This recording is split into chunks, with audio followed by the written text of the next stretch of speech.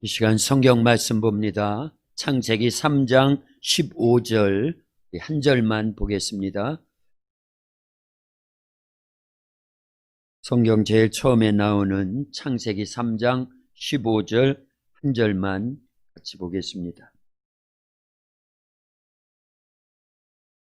성경 창세기 3장 15절이요. 우리 같이 읽겠습니다.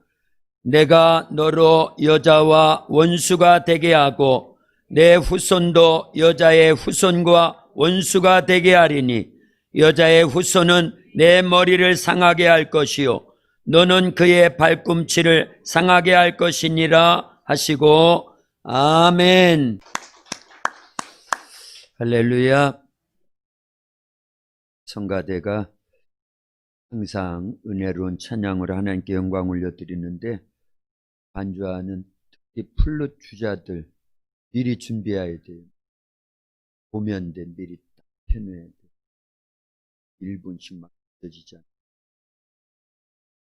저는 걱정이 되더라고요. 저도 늦게서 봤거든요.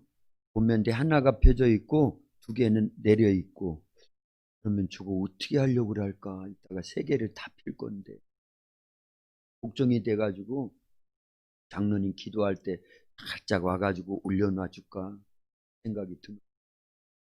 그런데 모르면 아무 걱정이 없는 거예요. 플룻할 사람들은. 혜준님도 아무 걱정도 안 하고 있더라고. 아름이도 아무 걱정도 안 해. 예솔이는 앞에 하나 있으니까 하고 걱정도 안 하고. 다음 단계가 걱정이 안 되면 모르니까 다음 단계가 걱정이 안 돼요. 그러면 준비를 못 하는 겁니다. 우리는 이 세상에서의 삶이 문제가 아니에요. 이 세상을 살면서 뭘 준비해야 돼요? 영혼의 때를 준비해야 됩니다. 그게 신앙생활이에요. 그 다음에 보여야 되는 거예요. 집에서요, 옛날에는, 지금은 그렇게 안 하나 몰라요. 지금도 그럴 겁니다. 애들이 막 성장할 때 엄마가 주로 제일 많이 하는 말이 뭐예요? 안 돼? 공부해. 아기 때는 안 돼 그러나요? 그 다음에 이제 많이 성장을 하면 뭐라고 그래요? 초등학교 들어가고 중학교 들어가고 고등학교 들어가고 대학교 들어가면 제일 많이 쓰는 엄마의 단어는 뭐다?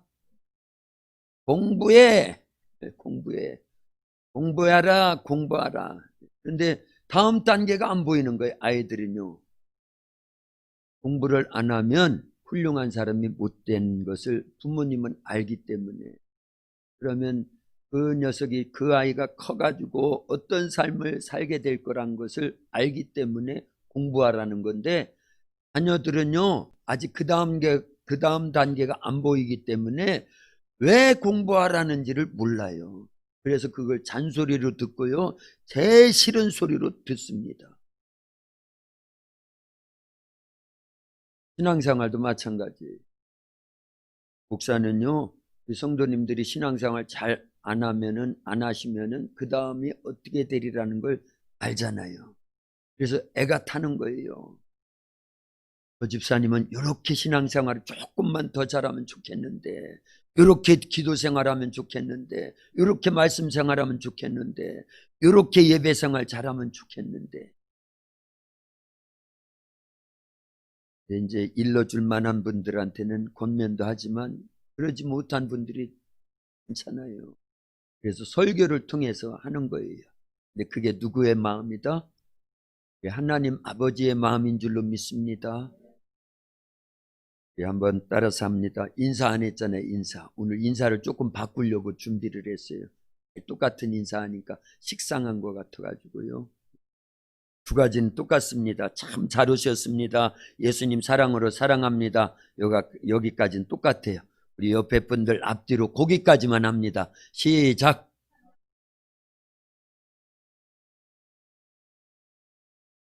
네. 이젠 다 같이 하는 거예요. 원래 이제 둘씩 해야 되는데 다음에는 그렇게 하고요. 이어서 지금 따라서 합니다. 말씀이 능력입니다. 바뀌었네. 다시 합니다. 말씀이 생명입니다. 기도가 능력입니다. 순종이 이적입니다. 요거 이제 당분간 계속 할 거니까요.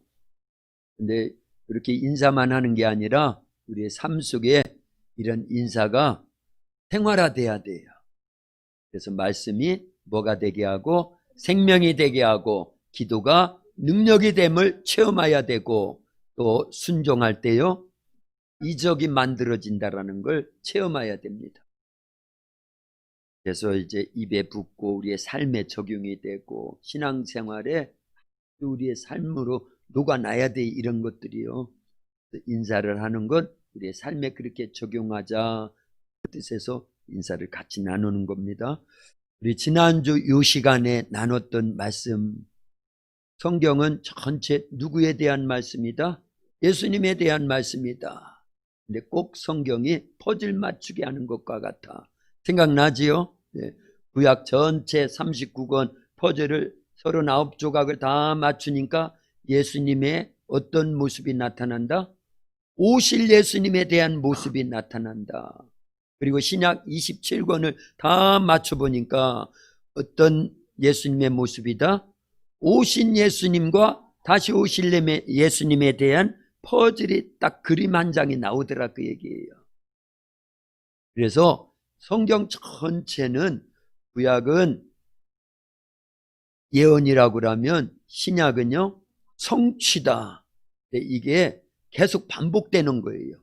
하나님이 예언된 말씀을 하시면 그 말씀이 성취가 돼요.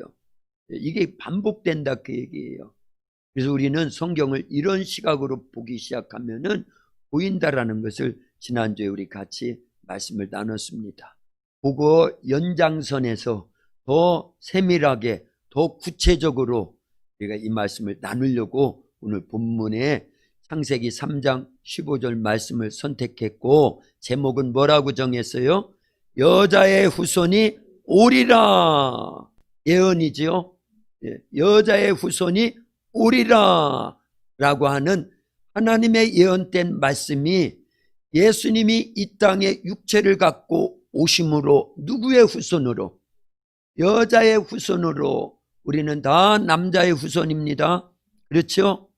씨가 남자예요. 그런데 예수님은 씨가 여자에게서 성령으로 잉태돼서 말씀이 씨가 돼서 이 땅에 오신 분이 예수님입니다. 이렇게 하면 정확할 겁니다. 이제 그것을 같이 풀어나가는 겁니다. 그러면 우리에게 큰 은혜가 주어질 줄로 믿습니다. 할렐루야. 한번 여쭤보겠어요. 어린 아기가 엄마를 필요하는 것이 클까요? 아니면 엄마가 어린 아기를 필요로 하는 것이 클까요? 여기는 아기가 먼저 나왔고 여기는 엄마가 나온 거 보니까 여기는 아기가 엄마 필요로 하는 것이 큰 분량이다 생각을 하고 저쪽에서는 엄마가 아기를 필요로 하는 것이 크다라고 이렇게 생각을 하는 것 같아요. 저쪽이 좀 더 맞다고 봅니다. 성경적이라고 봐요. 아기가 물론 엄마를 절대적으로 필요합니다. 그런데요, 조금 이따 우리 동영상 잠깐 볼 건데요. 이 엄마가 어린 아기를 잃어버렸어요. 3살 먹은 아기를요. 그 아기는요 입양을 가가지고 잘 성장을 했습니다. 근데 엄마는요 평생을 그 아기 때문에 평생을 고통 가운데 살아요. 그래서 아기 없으면 못 사는 겁니다. 근데 엄마는 아기 없어도 잘 살았어요. 그러니까 저쪽이 좀 맞은 것 같아요. 영상 한번 볼까요? 오픈마이크에서도 이렇게 30년 넘게 딸 유리를 찾고 있는 아버지 사연 전해드렸는데요. 이런 장기 실종 아동이 600명 가까이 됩니다. 그런데 그중 한 아이가 44년 만에 기적적으로 잃어버렸던 가족을 찾았습니다.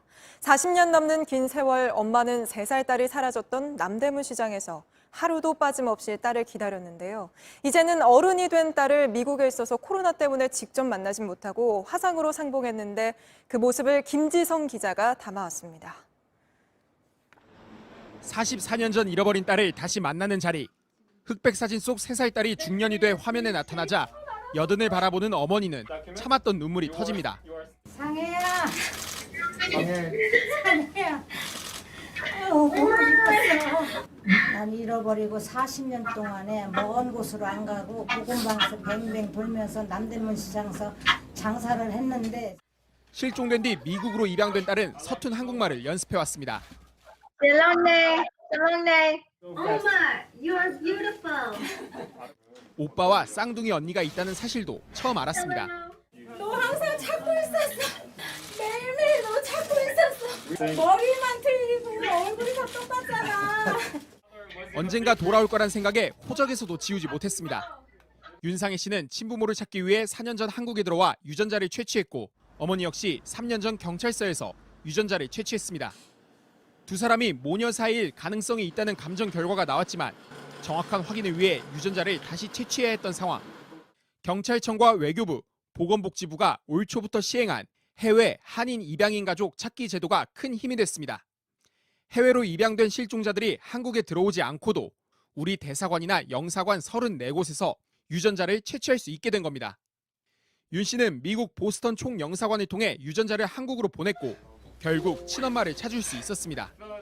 코로나19로 이번 만남은 비대면으로 이루어졌지만 가족들은 직접 얼굴을 볼 날을 손꼽아 기다리고 있습니다. 할렐루야. 나머지 궁금하신 건 이제 집에 가셔서 보면 돼요. 이 시간 우리 예배 드리고 설교하는 시간이니까 여기 보셔요. 할렐루야.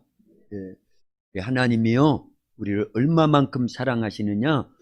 우리가 하나님을 잃어버려서 찾는 것보다도요, 하나님께서 우리가 죄를 범해서 잃어버린 하나님의 자녀된 우리를 찾는 심정이 훨씬 크다라는 걸 알 수 있습니다. 근데 우리는요, 죄를 지어서 아담과 하와 이후에 태어나는 모든 인류는요, 사실 하나님 찾지를 않았습니다. 아까 우리 성가대가 그 다음 단계를 모르니까 태평하게 있는 것처럼, 반주하던 우리 아이들이요, 태평하게 있는 것처럼 우리는 그 다음 단계를 모르는 거예요. 그냥 이 세상에서 먹고 사는 것, 이게 전체인 줄 알고 여기에 급급해가지고 전체 모든 걸 허비하는데 하나님은 그 다음 단계까지 알거든요. 그래서 계획하신 것이 창세기 3장 15절이에요. 우리 다시 한번 읽어봅니다. 주보를 보면 나오니까요. 같이 읽습니다. 15절이요.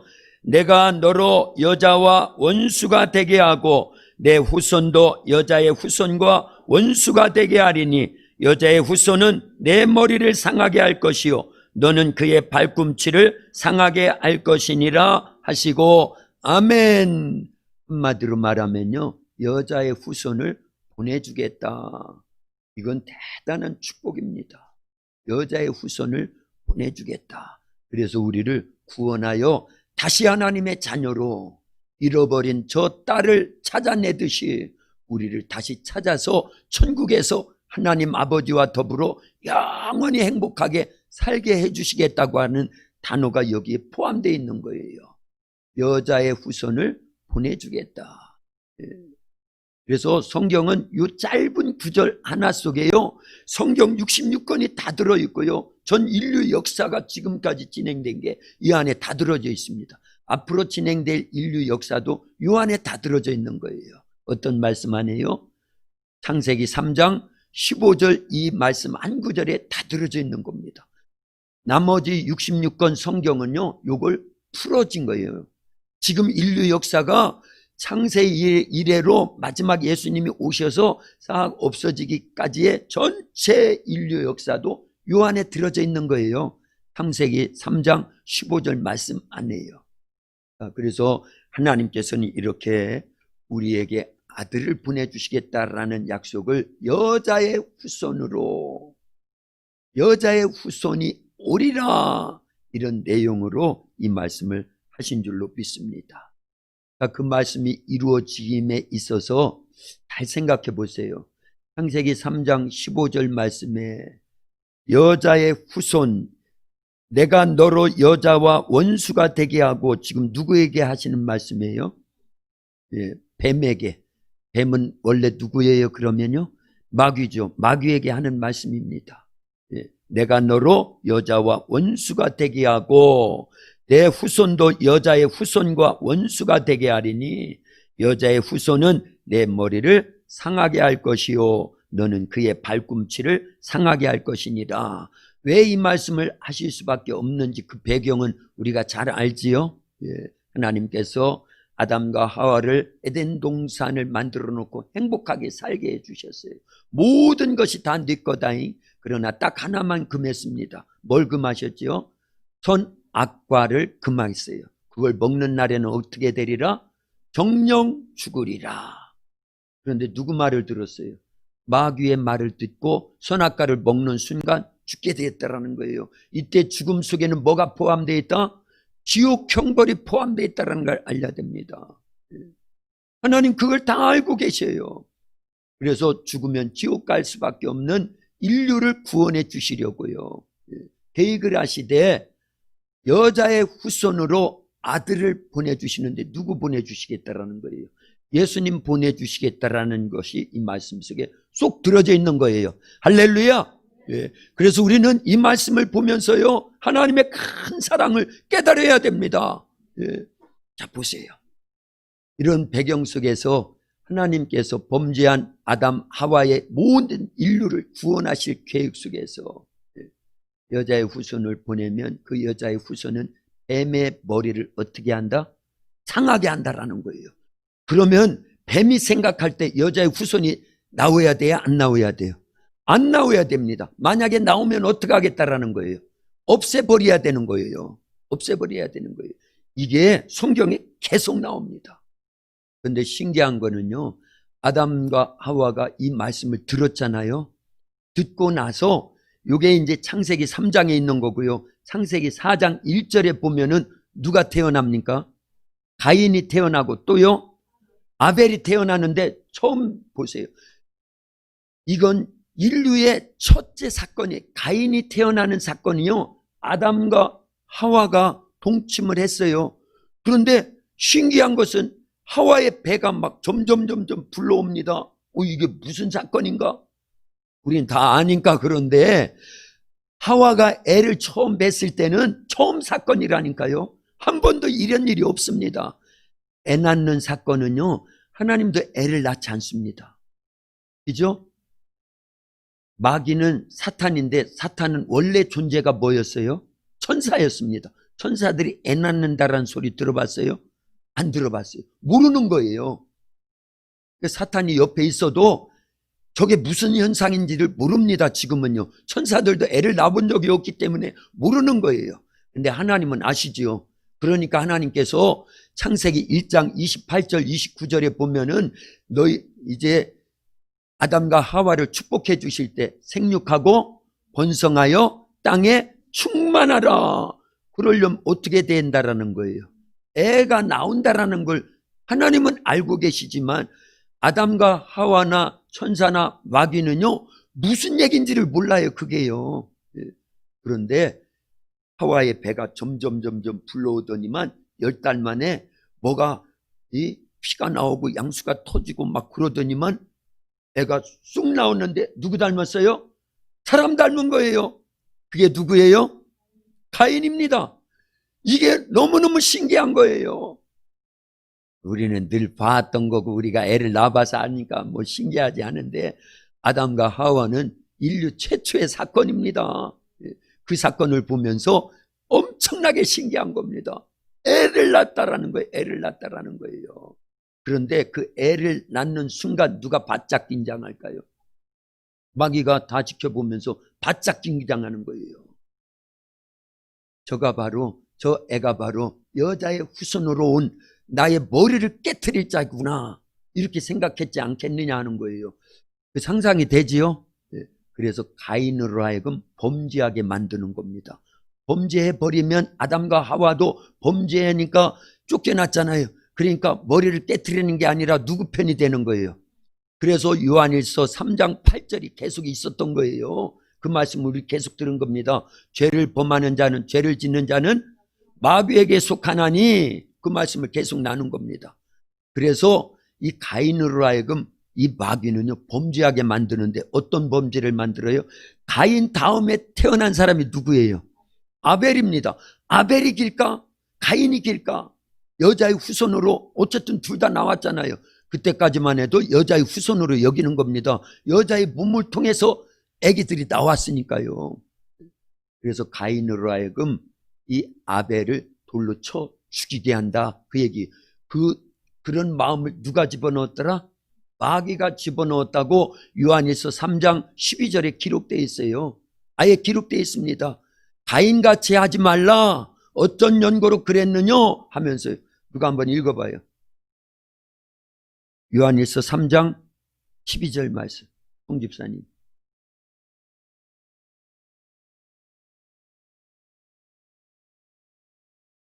아멘. 거기까지요. 악한 자에게 속하여. 그죠? 가인과 같이 하지 말라. 이는 악한 자에게 속하여. 다시요.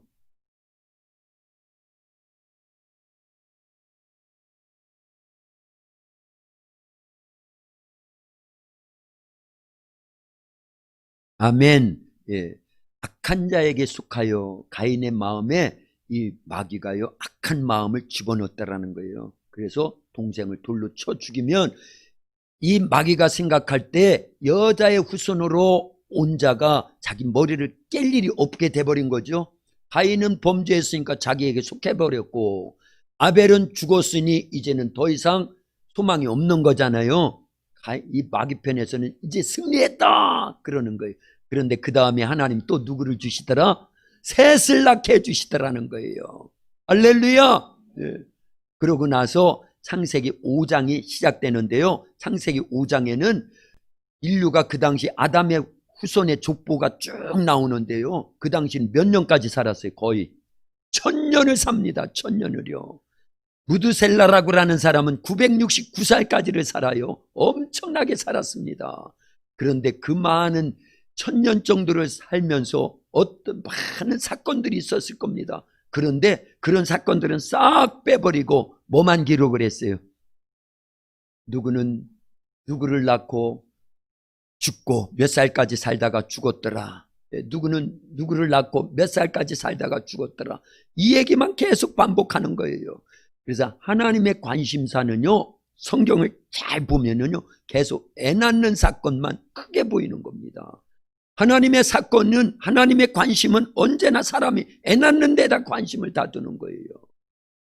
그러면 똑같이 애가 나올 때 가장 싫어하는 자는 누구다? 마귀라는 걸 알려야 됩니다. 지금요, 엄청난 이 마귀는 긴장을 하는 거예요. 애 하나가 나면은요, 여자의 후손이 계속 늘어나는 거요. 제일 싫어하는 것은 바로 마귀입니다. 근데 진짜 여자의 후손은 누가 태어나는 거예요?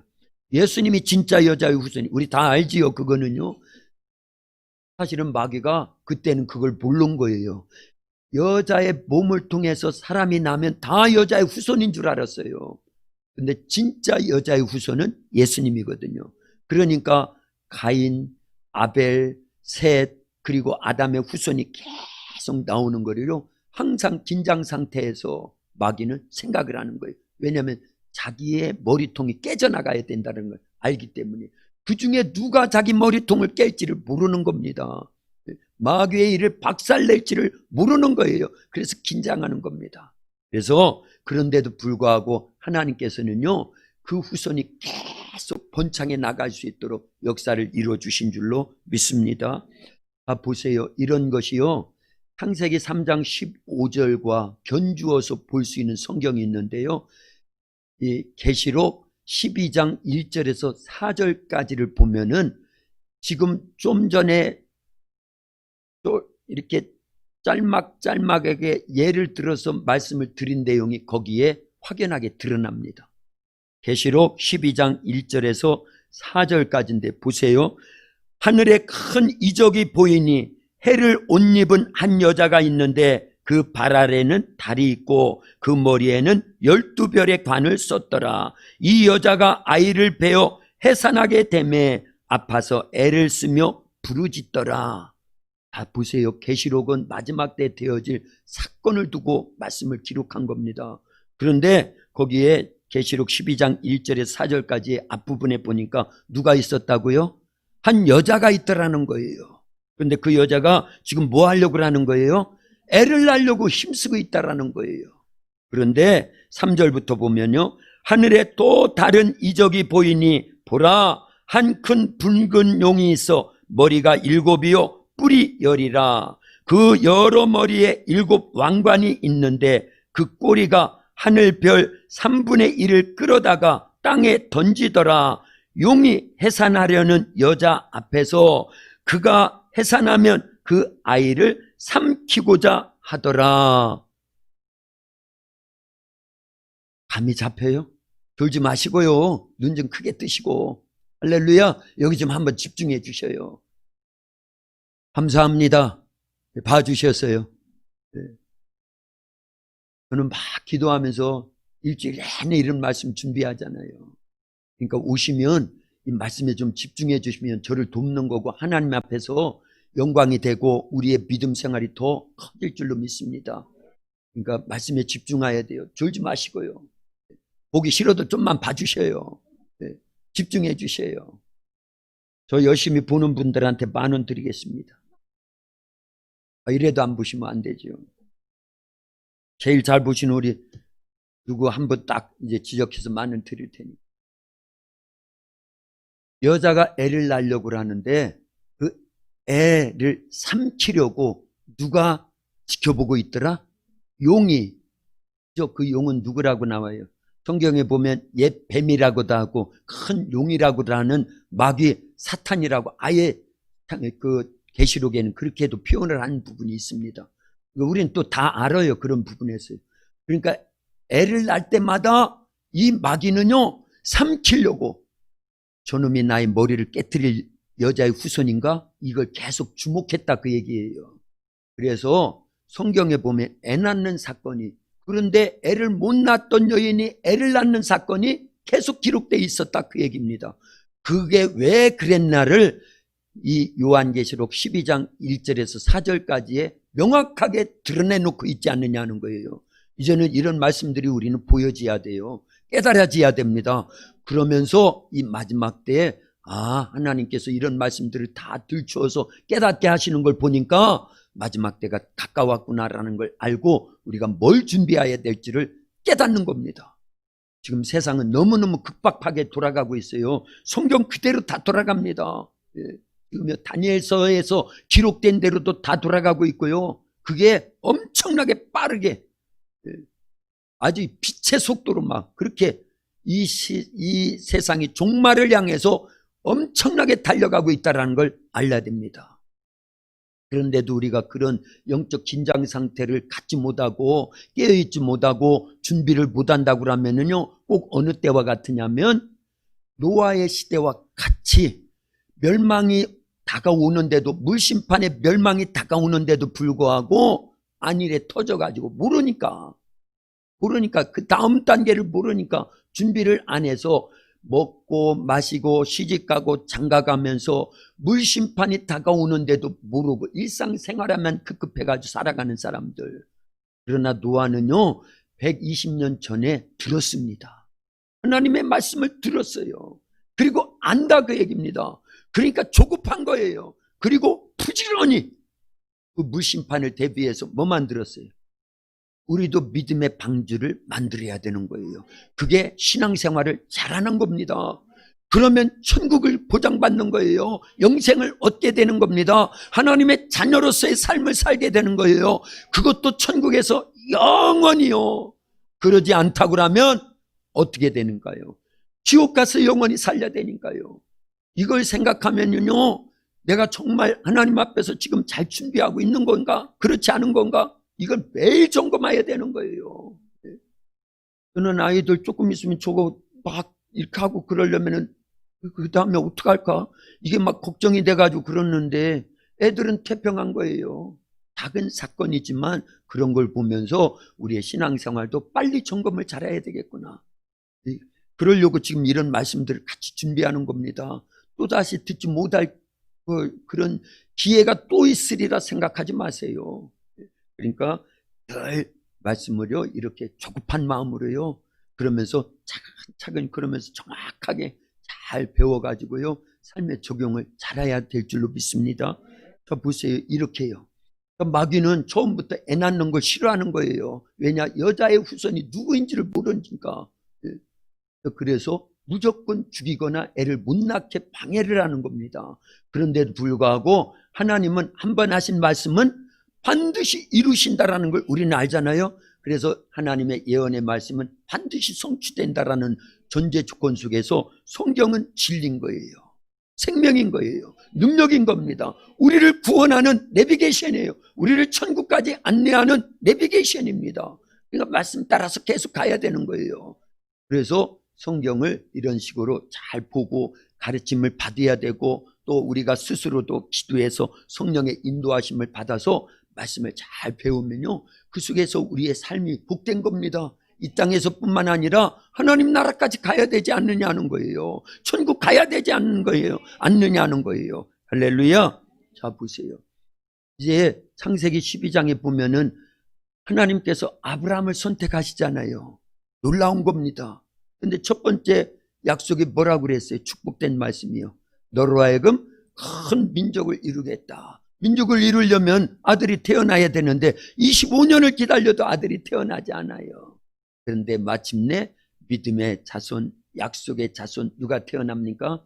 이삭이 태어나더라는 거예요. 그것은 하나님의 전적인 능력이었어요. 사라의 그 단산해가지고 이제 그 생리가 끊어졌는데도 불구하고 사라에게 10달 동안 그 이삭이 잉태돼가지고 탄생을 한다라는 거는요, 태어났다라는 건 하나님의 전적인 은혜잖아요. 그런데 그 아들 이삭도 보니까 애를 못 낳아요. 40에 결혼을 했는데 60에 겨우 애를 낳더라, 그 얘기예요. 그러나 하나님은요, 그런 속에서 계속 하나님만 믿고 따르며 그 말씀을 부여잡고 의지하라는 그런 사인입니다. 그래서 이제 이삭이 결혼을 40에 했는데 20년, 그러니까 19년이 지나도록 애가 없으니까 그때서야 깨닫고 하나님께 기도하더라는 거예요. 그러니까 하나님이 쌍태를 허락해 주셔서 에서와 야곱이 태어나게 하신 겁니다. 우리 지난주도 이런 말씀 나눴죠. 근데 야곱과 같은 경우는 부인이 4명인데도 불구하고 가장 사랑하는 라헬을 통해서 애가 나와야 되는데 안 나오니까 얼마나 마음이 아팠겠어요. 그런데 마침내 11번째 아들로 누가 태어나더라? 요셉이 태어났는데 대박을 치는 거예요. 다 살리잖아요, 요셉을 통해서요. 그래서요, 마귀는 막고 하나님은 열어주신다라는 거예요. 그런 속에 우리의 믿음을 요구하신다, 그 얘기입니다. 말씀 부여잡고 하나님께 기도하는 믿음, 하나님의 말씀을 절대 신뢰하는 믿음을 갖고 살면은요, 닫혔던 태문도 열려지더라, 그 얘기입니다.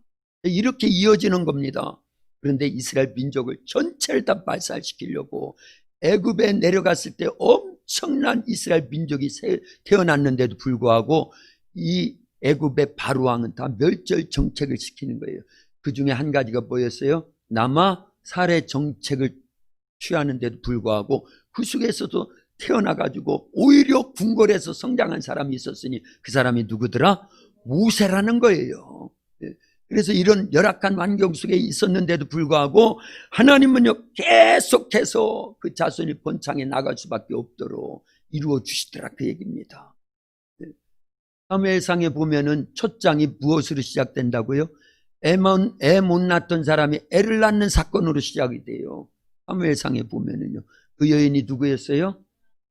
한나잖아요. 그도요, 하나님 앞에 애절하고 간절하고 절박한 심정으로 눈물로써 통곡하면서 기도했지요. 소원 기도했지요. 무엇을 위해서요? 애 낳게 해달라고. 그래서 태어난 아들이 사무엘입니다. 그런 어려운 지경에서 태어난 사무엘이 또 엄청난 일을 합니다. 이렇게 하나님은요, 계속 선용해 주시더라, 그 얘기입니다. 그런데 보세요, 하나님은 누구와 더불어서 일을 하시느냐? 사실은요, 갈라디아서 4장 27절, 갈라디아서 4장 27절에 이런 말씀이 있습니다. 잘 들어보세요. 하나님이 누구와 더불어서 일을 하시는가를요, 기록된 바 잉태하지 못한 자여 즐거워하라. 산고를 모르는 자여 소리질러 외치라. 이는 홀로 사는 자의 자녀가 남편 있는 자의 자녀보다 많음이라. 다시 한번 요약을 할게요. 잉태하지 못한 자여 즐거워하라. 산고를 모르는 자여 즐거워하라, 그 얘기예요. 왜냐? 잉태하지 못한 자의 자녀가 더 많아진다라는 거예요. 남편과 함께 자녀를 낳은 여인보다도 더 많아진다라는 거예요. 이거는요, 어떤 부분에서 잉태 못하고 산고를 겪지 못했던 여인이 복되다 한 소리는요, 마치 고린도전서 1장에 보면 26절에서 31절까지에 보면 바울 사도가 고린도에 있는 성도들을 향해서 이런 편지를 보내는 거예요. 우리 중에 높은 자나 가진 자나 많이 문벌이 좋은 자나 이런 사람이 없다.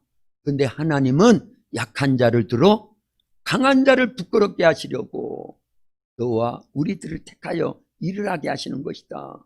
그리고 하나님은 세상에 미련한 자를 들어 세상에 지혜 있는 자들을 부끄럽게 하시려고 하신다. 이거예요. 예수님께서 제자들을 택하실 때 높은 사람들, 고관 대작들, 많이 배운 사람들, 부자들 이런 사람 속에서 예수님의 제자를 택한 게 아닙니다. 가난한 자들, 별 볼 일 없는 사람들, 비천한 자들, 소외된 자들, 천시받는, 멸시받는 사람들, 그런 사람들이었어요. 그래서 예수님의 제자들 중에 대부분은 갈릴리 바다에서 어부 생활을 했던 사람들입니다. 그런데도 불구하고 예수님은요, 그들을 통해서 높은 사람들을 부끄럽게 만드는 겁니다. 가진 자들을 부끄럽게 만드는 거예요. 그래서 하나님은 누구와 더불어 일을 하시기를 원하시느냐? 애 낳지 못하는 사람하고 일을 하신다, 그 얘기입니다. 그래서 아브라함도 애를 못 낳으니까 하나님이 그를 쓰시는 거예요. 한나도 애를 못 낳고 있을 때 그를 쓰시는 겁니다. 그리고 신약 성경에 오면은요, 누가복음 1장에 보면 나이가 많이 먹어서 애를 못 낳는다 했던 그 할머니와 같은 사람이 나오는데 그 사람이 애를 낳습니다. 누구죠? 엘리사벳이라고 하는 그러한 사람이 애를 낳습니다. 그런데 그 사건에 이어서 아예 결혼도 하지 않고 남자와 한 번도 동침을 해본 적이 없는 그러한 여인을 통해서 애를 낳는데 누구예요? 마리아잖아요. 그래서 하나님은 이런 사람과 더불어서 일을 하신다, 그 얘기입니다. 좀 신기하지 않습니까? 하나님에게는 능치 못함이 없는 줄로 믿습니다. 여자의 후손이 오리라 하신 말씀은 예언인데 그 말씀이 마리아를 통해서 성취되더라, 그 얘기입니다. 그래서 동정녀 마리아, 한 번도 남자를 가까이 하지 아니한 처녀인데도 불구하고 그 속에 성령으로 하나님의 아들 예수님이 잉태돼서 이 땅에 오시더라, 그 얘기입니다. 그때 사탄은요, 마귀나 귀신들은요, 난리가 난 겁니다. 처녀가 잉태를 하다니, 그리고 아이를 낳다니. 사탄이요, 성경을 모르는 거지요. 이사야서 7장 14절에 보면 그 말씀이 예언되어 있지요. 보라, 처녀가 잉태하여 아들을 낳으리니 이름을 임마누엘이라 하리라. 거기는 그랬어요. 이는 하나님이 우리와 함께 하심이라. 그런데 이거는요, 과학적으로나 사람의 경험으로나 인류 역사 속에 그런 일이 없었거든요. 그러니까 도저히 그런 일은 없으리라 생각을 했던 거예요. 믿을 수가 없다고 생각한 거예요. 그렇잖아요. 애를 못 낳던 아담이 하와와 더불어서 가인과 아벨을 낳는 거, 아담, 하와, 남자, 여자를 통해서 애가 나오거든요. 그리고 100살의 아브라함과 90살의 사라도 남자, 여자가 어쨌든 경수가 끊어졌지만 합방을 했으니까 나오는 거잖아요. 한나도 결국은 그 엘가나와 더불어서 그 사무엘이 출산을 하잖아요. 그리고 신약시대에 그 엘리사벳의 남편이 누구예요? 제사장 사가랴예요. 그런데 그 사람들이 그렇게 해서 나오잖아요. 애가 나오잖아요. 요한이요, 세례 요한이요. 그런데 마리아는 혼자인데도 불구하고 여자 혼자서, 처녀 혼자서 애를 낳는다라는 것 도저히 믿기지가 않는 겁니다. 그런데 그 일이 일어났다라는 거예요. 근데 그게 바로 창세기 3장 15절에서 여자의 후손으로 하나님께서는 이 땅에 아들 예수님을 보내주신 거예요. 그리고 십자가 부활 사건을 통해서 마귀의 모든 권세를 깨뜨리신 줄로 믿습니다. 온 인류의 죄를 예수님이 다 짊어지시고 십자가에서 피 흘려 죽으심으로 인해서 예수님을 십자가에서 피 흘려 죽게 한 진짜 장본인은 누구일까요? 마귀입니다. 그 말씀이 이루어진 거예요. 여자의 후손은 내 머리를 상할 것이요. 뱀 너는 여자의 후손을 어디를 상하게 한다? 발꿈치를 상하게 한다. 그래서 예수님은 그 모세, 대모세 발에 손에 못 박혀 죽으시잖아요. 그걸 얘기하는 겁니다. 예언된 말씀이 성취된 줄로 믿습니다. 그러나 그 성취됨에 있어서는요, 그 성경을 전체를 보면은 이런 하나님의 섭리와 계획 속에서 이루어지더라는 거예요. 결론적인 부분은 무엇이냐면요, 우리 안에 인간이 만들어 놓은 성이 무너져야 됩니다.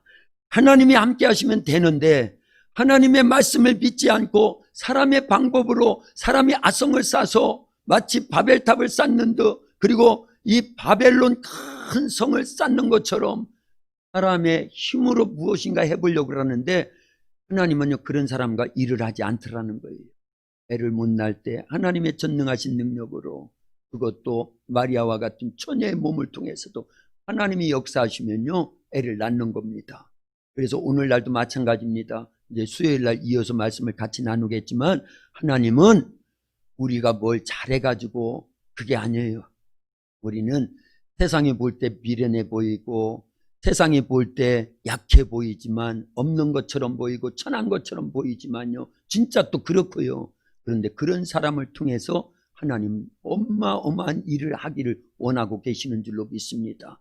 단지 우리는 하나님의 말씀에 순종하는 것뿐입니다. 하나님의 전지전능하신 능력을 믿고 그 말씀대로 살겠다고 하는 결단이 있으면 되는 거예요. 그 믿음을 보시고 하나님이 역사하시는 겁니다. 그래서 마태복음 4장 18절 이하에 예수님께서 갈릴리 어부들을 부르실 때 그들이 무언가를 많이 갖고 있거나 잘 돼서 그게 아니에요. 무작위로 부르시는 거예요. 부르실 때 순종해서 따라오니까 그들로 하여금 예수님의 제자가 되게 해주시고요. 먼 훗날 성령을 모신 다음에는 그들이 예수님의 생애를 재현하면서 교회를 시작하고 수많은 영혼들을 구원하는 일에 능력 있고 권세 있게 쓰임받더라는 거예요. 우리 모두가 그런 일에 쓰임받을 수 있기를 예수님의 이름으로 축원합니다. 기도합니다. 살아계신 아버지 하나님 감사합니다. 오늘도 저희들을 부르셔서 이와 같은 생명의 말씀을 듣게 하시오니 감사합니다. 하나님은 말씀하시면 반드시 그 말씀이 성취되었음을 우리에게 가르쳐주고 계십니다. 여자의 후손을 보내주시겠다고 약속하신 말씀과 같이 동정녀 마리아의 몸을 통해서 하나님의 아들 예수님이 이 땅에 오셔서 이제 온 인류를 구원해 주시는 생명의 길을 열어놓으셨습니다. 우리가 이와 같은 사랑과 은혜와 축복을 받고 이 땅을 살아갈진데 하나님은 약한 자를 들어 강한 자를 부끄럽게 하시고 세상에 미련한 자를 들어 세상에 지혜 있는 자들을 부끄럽게 하시는 전능하신 하나님이신 줄로 믿습니다. 그 하나님의 손에 우리가 붙잡힌 바 되고 그 하나님이 우리를 쓰실 때 이 지역의 많은 영혼을 살리고 이 나라 이 민족을 변화시키고 전 세계를 살리는 일에 쓰여지도록 축복하여 주시옵소서. 예수님의 이름으로 기도하옵나이다. 아멘.